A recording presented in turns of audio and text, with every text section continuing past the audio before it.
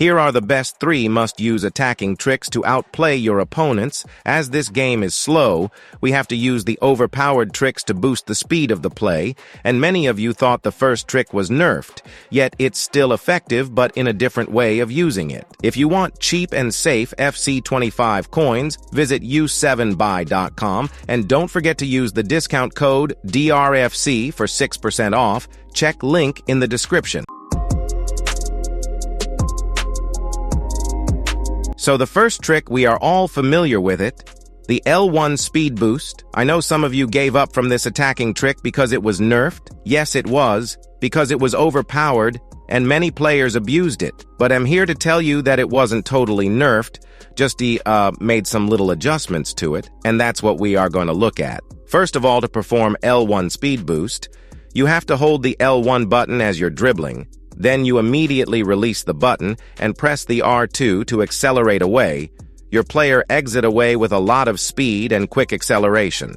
At the beginning of this game, this worked almost with any player, but right now it depends on the player's acceleration rate. You need that player with 90+ acceleration rate, or mainly with quick-step playstyle. This is the crucial requirement needed to perform the L1 speed boost effectively, so make sure you get players with quick-step playstyles and use the trick. I like performing this speed boost mainly in 2 areas on the pitch, one on the wing. This trick works best on the wing to exploit the spaces. Just make sure you first bait the opponent's fullback, get that space, and accelerate away. And lastly, is around the opponent's box. Here I use it to drive inside the opponent's box. I just need that space between that fullback and the center back. Then you drive and exploit that space, get into the box, and score. Next trick is the knock-on or dash. This trick is an old-school move, yet I see many casual or average players don't even bother using it. Yet it has a very big impact in terms of boosting the speed of play while attacking. The similarity between knock-ons and normal sprinting. Sprinting, your player hits the ball away for like 3 to 4 feet ahead, hence covering some ground. But knock-ons, your player hits the ball for like 4 to 7 feet away, and this makes it easier to cover enough ground in less time. To perform this trick, as your player is sprinting, wait that moment when he's about to hit the ball with his feet, then you flick the right analog forward and your player will hit that ball further forward. Or you can use the double tap. You just press the R2 twice, and still you will get the same effect. So use whatever you feel like it's easier for you. But remember to use this trick only when you have some large open space in front, just to avoid losing the ball to the opponent's defender if he's in front. You can even use knock-ons on your first touch. Just make sure there's space to drive into, and you perform the trick before your player controls the ball. The reasons why you should use knock-ons. 1. It boosts the speed of your player. Sometimes if you sprint normally, you give chance to the opponent's defender to catch up with the speed of your player.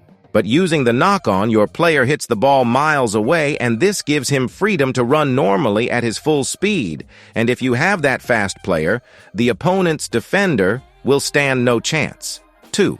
It forces the opponent to overcommit with his defender. Since you're sprinting at a full speed with your player, the opponent has to chase down your player in order for him to block your way towards his goal. And doing so, he has to overcommit. This gives you an option to use because the opponent's defender will be less reactive to change directions. This trick is best on the wing, and mainly when you get in behind. If you get in behind, it doesn't matter whether on the wing or the middle area, you have the space to exploit and get to the opponent's goal as quickly as possible. But just make sure you be aware of the goalkeeper movement. Some players will call their goalkeepers out, so don't use it recklessly. The last trick is the L1 fake shot, one of the best skill moves in and around the opponent's box, though you can be creative with it and use it on the wing. If you want that boosty exit, this skill move is best for that, especially when driving inside the box.